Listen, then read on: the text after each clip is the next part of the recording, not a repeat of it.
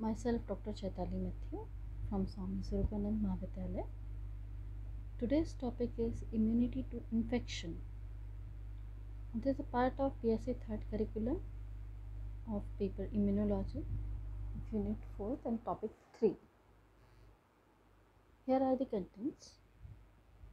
First is what is infection, what are pathogens, immunity against parasite, for example malaria, life cycle of malarial parasites, immunological process that occur during pathogenic activity, immune response against pathogen, diagnosis and treatment.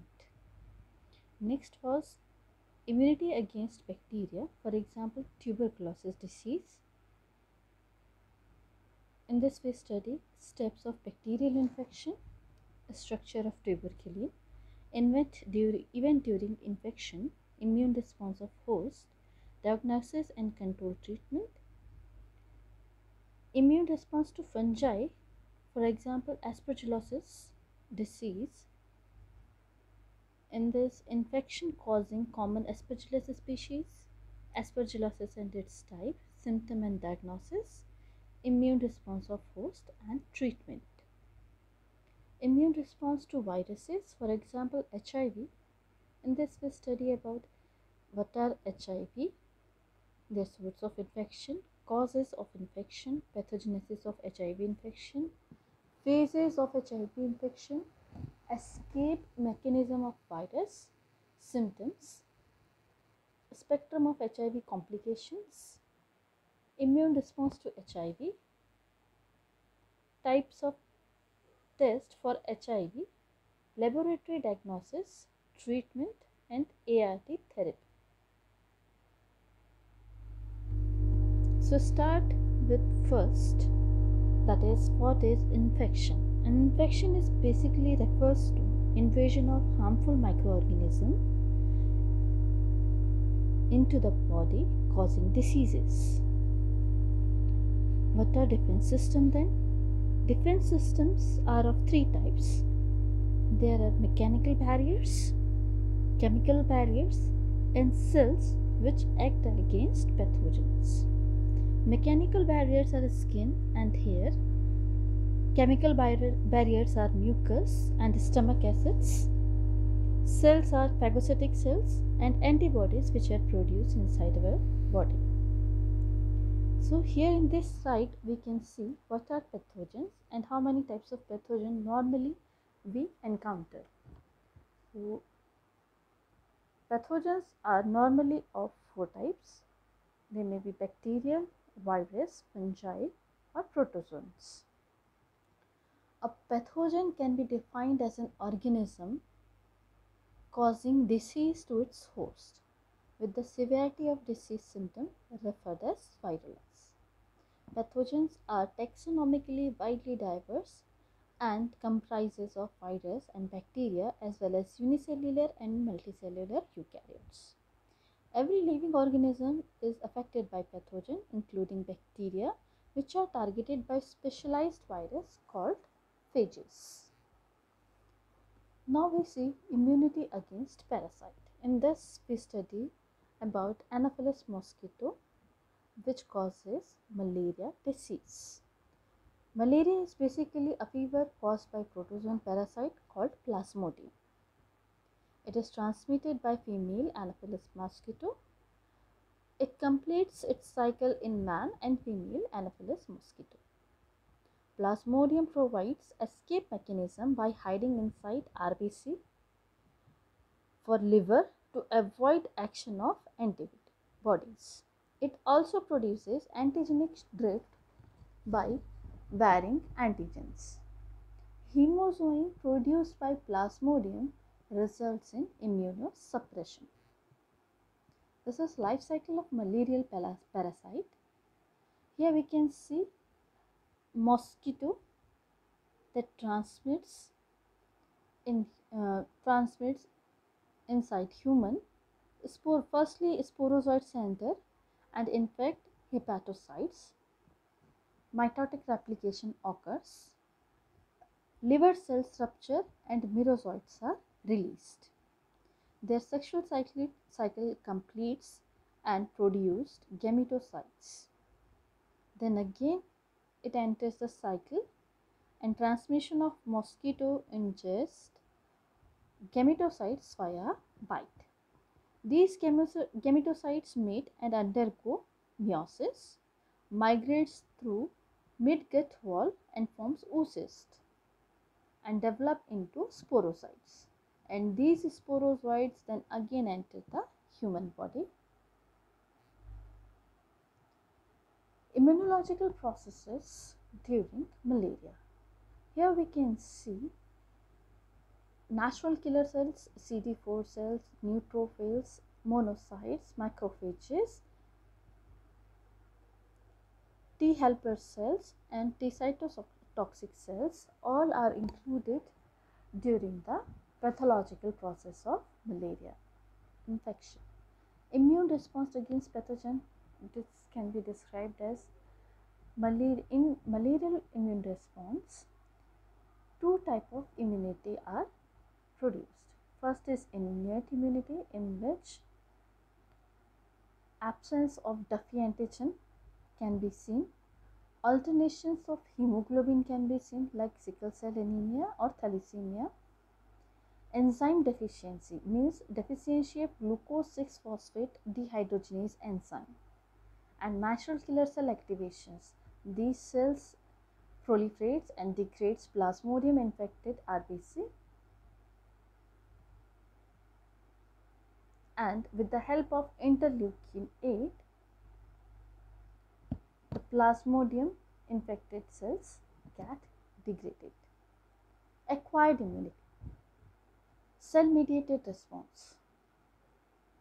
Antigen peptide fragment of plasmodium is deposited on the antigen presenting cells, which helps T helper cells to recognize it and binds with it.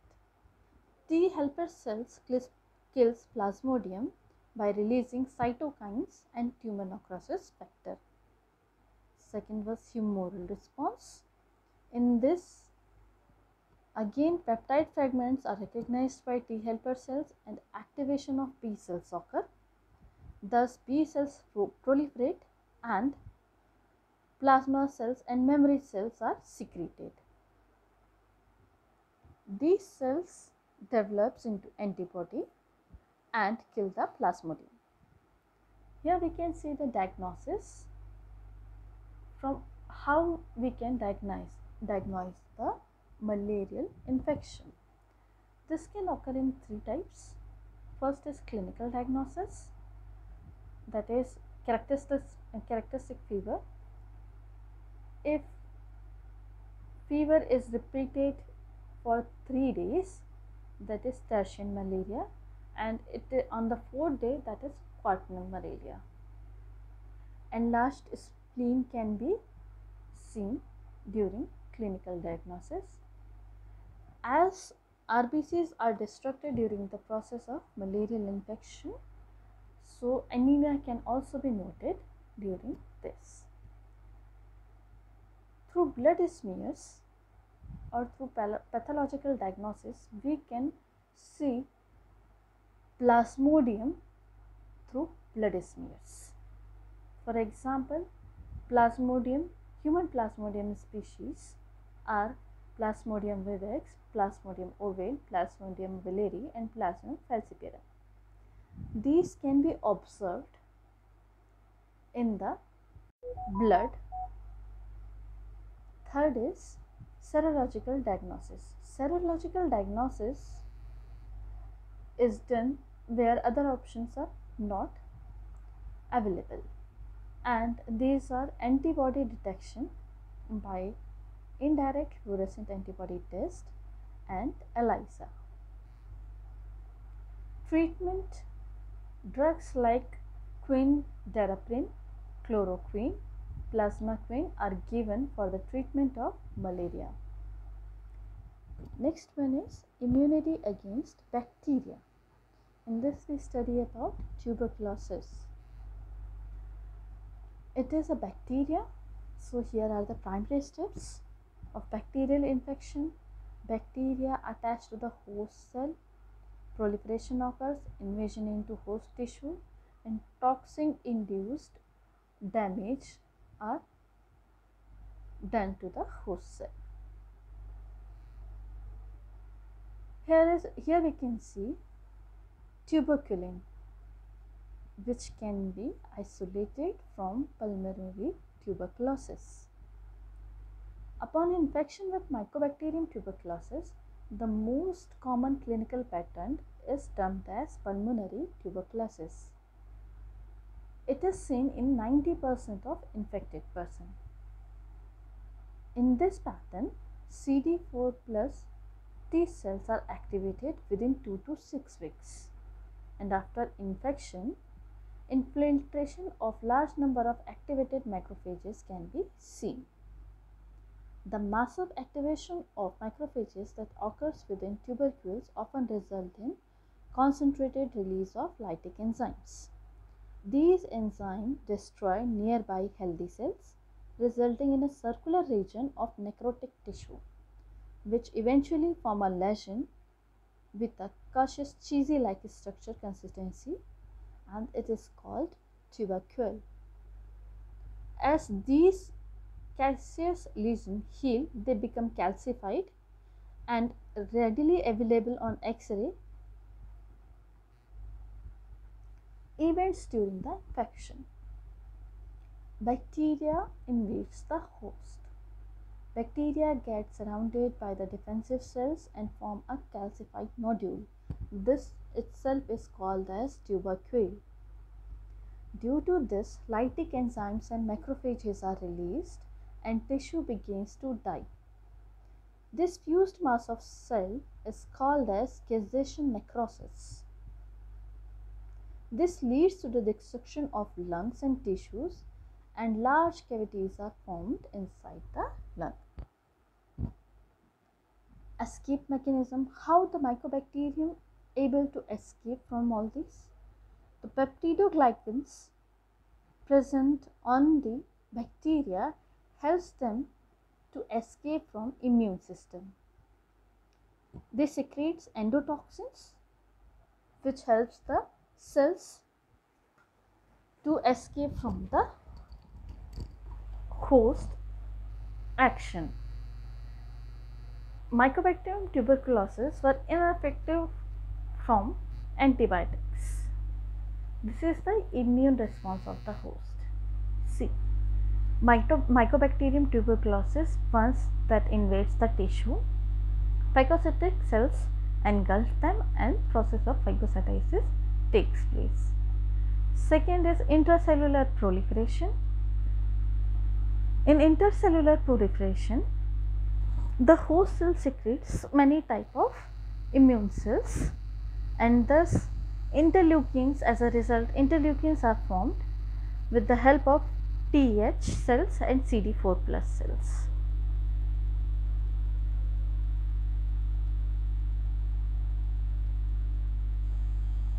Here again, the cell lysis of Mycobacterium spread occurs, and this results in chronic infection, that is LTBI.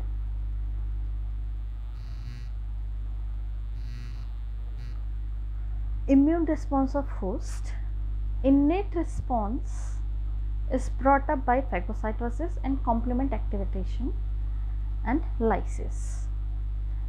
Acquired immune response is exhibited by cell-mediated immune response, in which peptide fragment of Mycobacterium is again recognized by antigen presenting cells, which are recognized by Th cells, and these cells activate cytotoxic cells and release cytokines, interference leukins, and tumor necrosis factor. Disease and control treatment. For diagnosis of tuberculosis, X-ray imaging can be done, and we can see the nodules over there. For control and treatment, we know very well that BCG vaccines are given to us, and these vaccines help us to prevent or to prepare ourselves against Mycobacterium tuberculosis. If then also the infection occurs, drugs like streptomycin, rifampicin can be given for the treatment as drug therapy, and this should be continued for 9 months. Here are two types of tests or diagnostic tests which we can do if the infection occurs. First is microscopic test, second is culture test, third is molecular nucleic acid techniques, fourth is antigen detection test, fifth is phage based assay, sixth is liquid chromatographic test. These are all direct tests. Indirect test can be done as tuberculin skin test, interferon gamma assays, serological tests. Next is immune response to fungi. In this we study about aspergillosis. As the name suggests, it is caused by fungi Aspergillus. The common type of Aspergillus species that cause infection are Aspergillus fumigans, Aspergillus flavus, Aspergillus terras and Aspergillus nigricans. What is aspergillosis and types of aspergillosis infections? Aspergillosis is basically an infection or allergic reaction caused by Aspergillus fungus. Types of aspergillosis, they can be of following types. For like allergic bronchopulmonary aspergillosis, in this allergic response can be seen in response to colonization of respiratory system with Aspergillus fungus. Most common in asthma and cystic fibrosis patients. Invasive aspergillosis, it is an infection affecting patients with weakened immune systems or which are undergoing chemotherapy or suffering from other conditions like leukemia, cancer or AIDS. Cutaneous aspergillosis, it is an infection by fungus of the skin. The infection may be result from an open wound or may have spread from different parts of the body to the skin. Next is simple aspergilloma. This is a morphological appearance of fungus ball which occurs in a pre-existing cavity due to disease like tuberculosis. Chronic pulmonary aspergillosis, it is a very uncommon and slowly progressing destructive lung disease. It includes conditions like chronic cavitary pulmonary aspergillosis, chronic necrotizing, chronic fibrosing pulmonary aspergillosis. Allergic fungal sinusitis, it is a common type of fungal infection in the sinuses. The infecting fungi cause allergic reaction which result in thick fungal debris and ultimately leads to the blockage of sinus. These are some symptoms of aspergillosis. Many of the times pain in chest, vision difficulties, headaches, blood in urine, anoxia, blood in sputum, pneumonia like symptoms. How can we diagnose aspergillosis? We can diagnose it by imaging test, bronchoscopy or biopsy, skin prick test, galactomannan test, test for antibodies like immunoglobulin E and immunoglobulin G, and sputum test.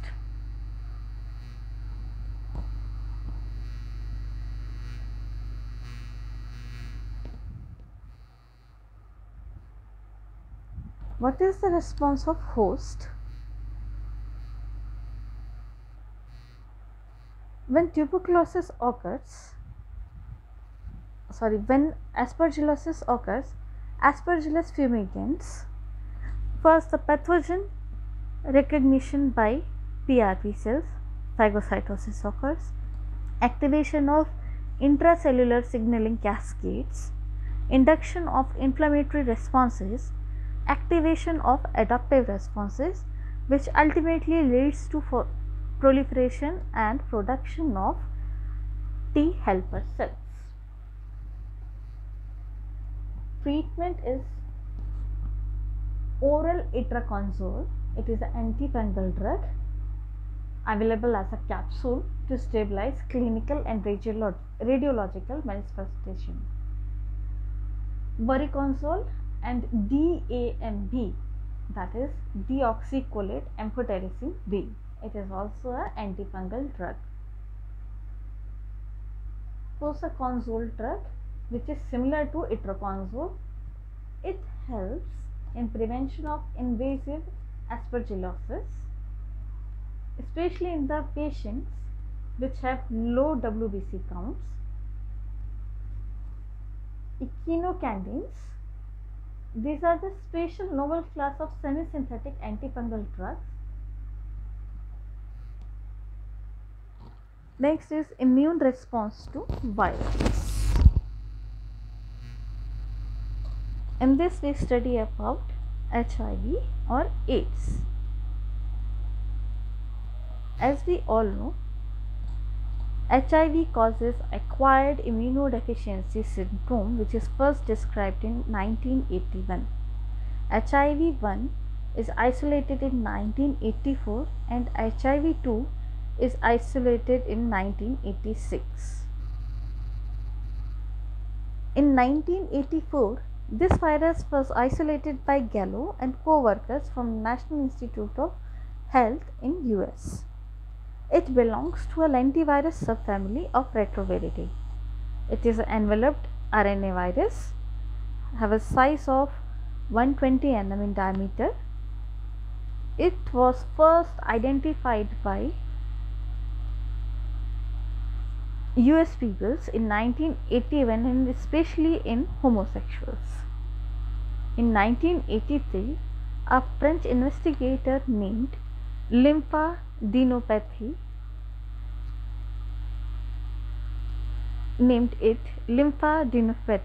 associated virus or LAV. They named it human T cell lymphotrophic virus or HTLV3. The basic two types which we already discussed is HIV-1 and HIV-2. What is the source of infection of HIV? Virus has been found in greatest concentration in blood and semen and also in cerebrospinal fluids. A very low concentration as compared to above one has been detected in tears, saliva or breast milk. Even though in urine, cervical and vaginal secretion it has been found. Till date, only blood and semen has been conclusively shown to transmit the virus.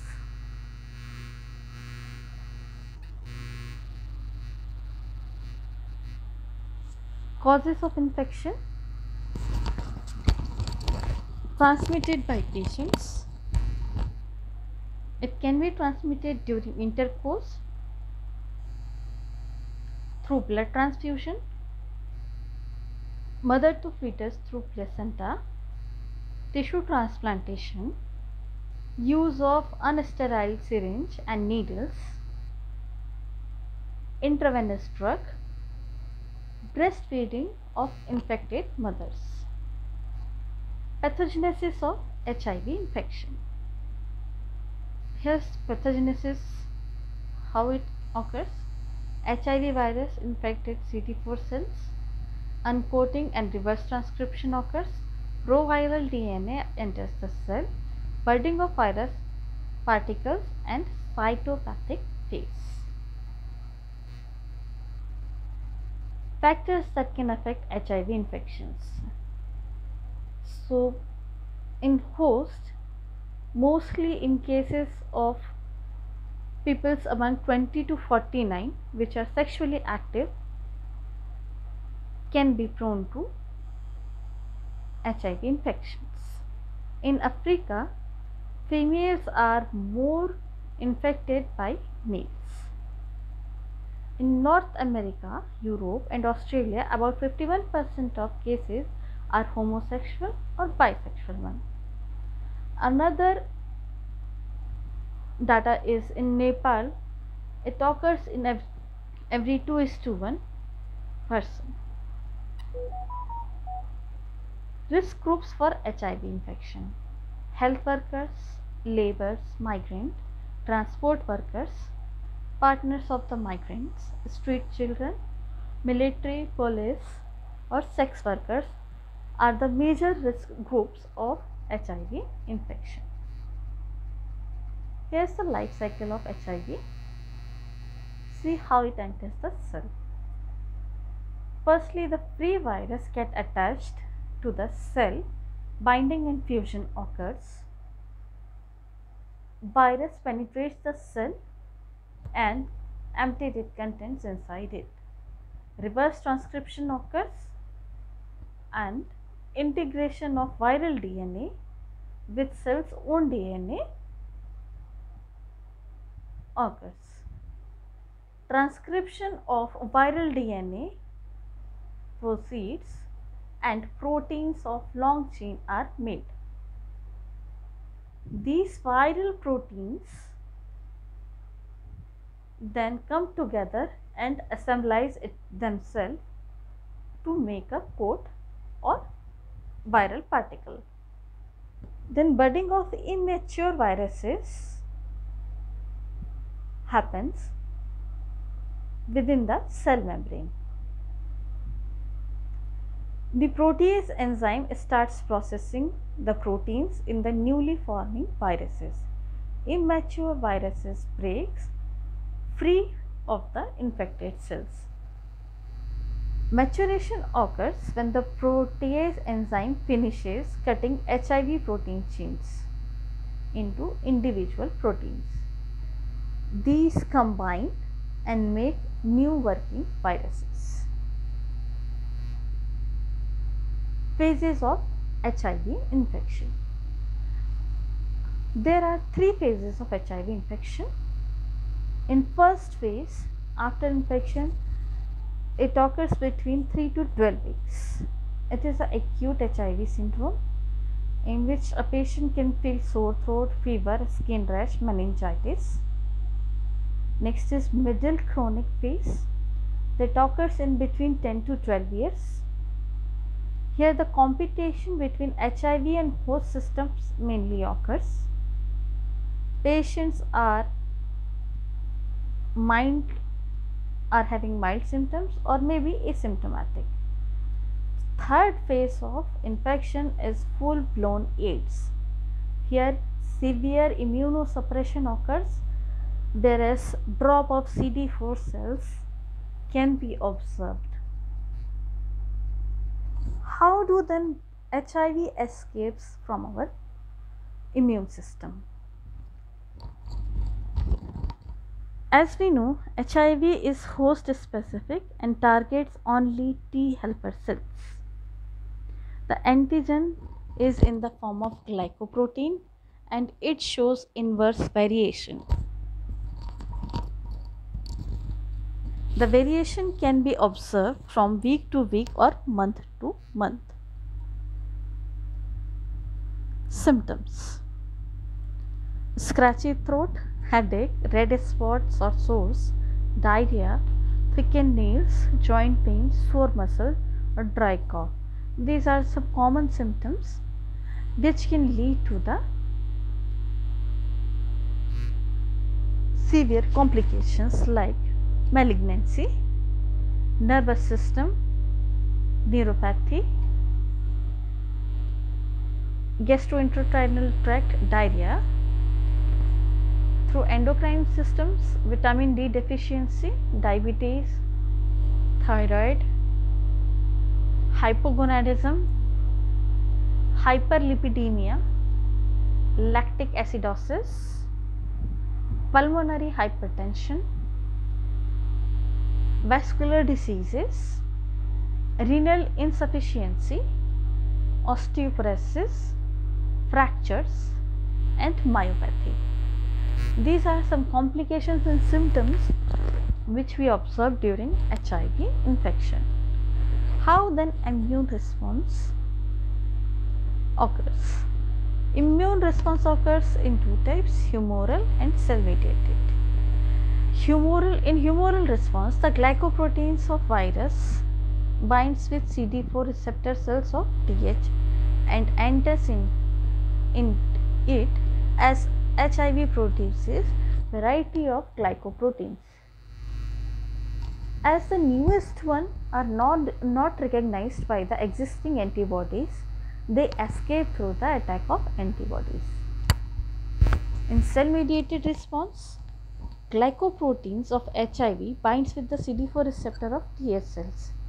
This activates Tc cells, and these Tc cells proliferate and kill infected Th cells. Due to this event, Th cell counts continuously decreases and it compromises the immune system. Types of tests for HIV infection. There are mainly 4 types of HIV tests: blood test, home sampling, screening,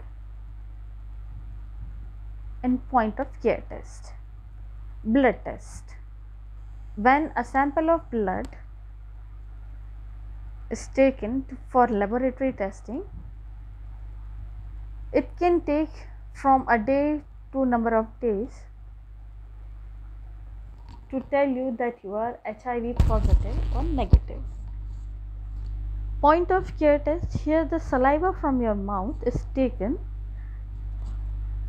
and a spot of blood from the finger. These are readily available tests and results are given within few minutes. Home sampling kits. These home sampling or home testing kits are basically licensed for sale in South Africa. These are self-test available and can be easily done, and report can be easily interpreted. Screening for HIV in pregnancy. All women who are pregnant are offered a blood test to check that if they have HIV as a part of routine natal screening, because if untreated, the pregnant woman can get this disease transferred to the baby. Lab diagnostics test.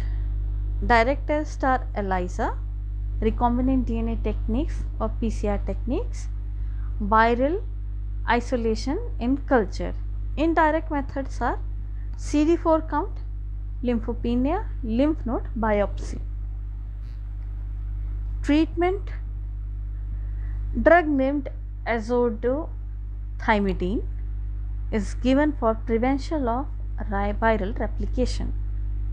Inactivation of reverse transcriptase enzyme can be done by drugs like Soramin and Ribavirin. Grafting of bone marrow can be done. Combination therapy is nowadays given to patients, in which AL721, which is a mixture of active lipids made from yolks of hen's egg, is given to patients. Stimulation of immune system by injecting interleukin 2 and gamma interferon can also be given as treatment. Another treatment is ART or antiretroviral therapy. In this, nucleoside reverse transcriptase inhibitors are given. Nucleotide reverse transcriptase inhibitors, non-nucleoside reverse transcriptase inhibitors, protease inhibitors. These all are given according to the patient's condition. Thank you for listening. Next we do